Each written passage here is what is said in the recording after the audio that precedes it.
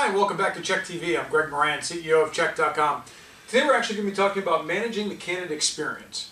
And when you're looking at managing the candidate experience, really what it comes down to at the end of the day is really about setting expectations. We hear this over and over again from candidates that we deal with for our clients that, geez, if I just understood what was going on here or just got some feedback, it would really make a big difference. So that's really what we're going to be talking about today. The process is really not that difficult.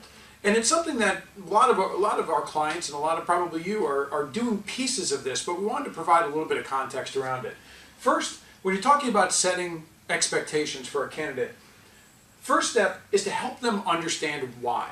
We all ask things of candidates as they go through the process, and what we've found is that candidates are perfectly willing to go through a very rigorous and exhaustive process. Not only are they willing, your best candidates will actually understand sort of why that's important. But what we want to try to do is explain to them that why the individual steps that they're going to be going through are critical. So let me give you an example. And again, this really ties back into the business results and the core values and really what your organization is about and what differentiates you as an organization.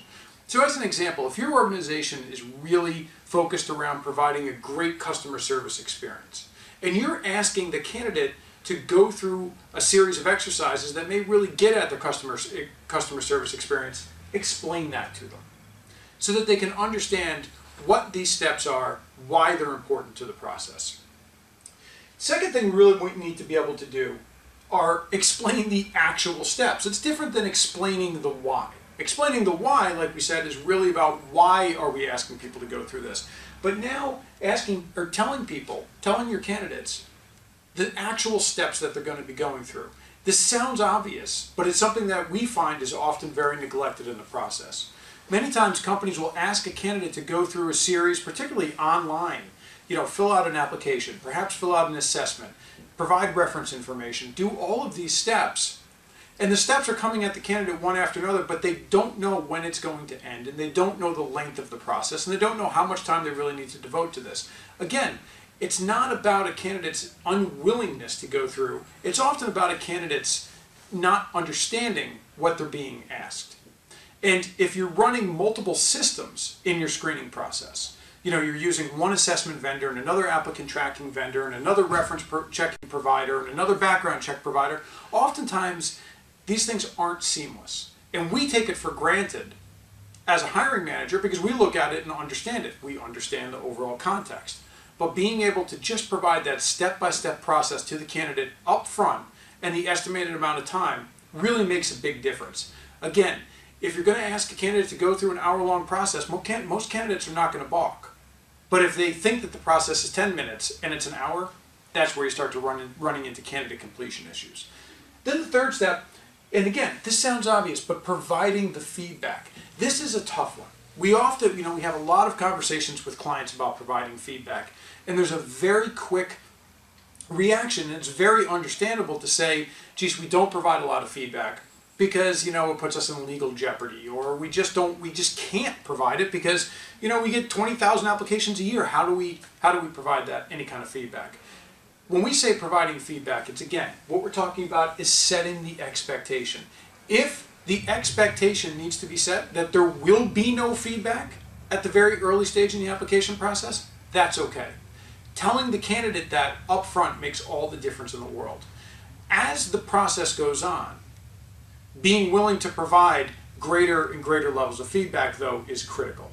But again, there's nothing wrong. If you can't provide feedback, there's nothing wrong with that. However, one thing we really encourage our clients to do is, if it's possible, simply to get a note out to a candidate who's no longer being considered and just explaining to them that they aren't being considered, but you'll consider them for future opportunities.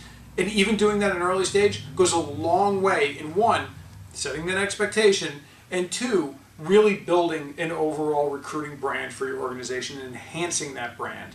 Because at the end of the day, really astute hiring managers and HR managers understand that recruiting brand equals referrals for your organization. I can't even tell you how many times that I've seen candidates for positions end up cycling back around and referring other candidates, even when they didn't get the job, referring other candidates, referring business. That relationship, when that recruiting brand is established, that relationship can be a long and productive one with that candidate. So again, provided that feedback really makes all the difference in the world. So when we're talking about managing candidate experience, we're talking about setting expectations, helping them understand the why. Why do you ask them to do what you're asking them to do in the screening process? Explaining the actual steps in the process and the estimated time, and then providing feedback. Or setting the expectation that they will get no feedback. Those three steps combined will make a huge difference in managing that overall candidate experience.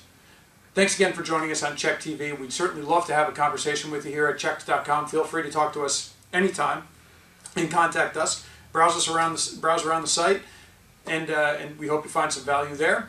And we look forward to seeing you in the next episode of ChequedTV.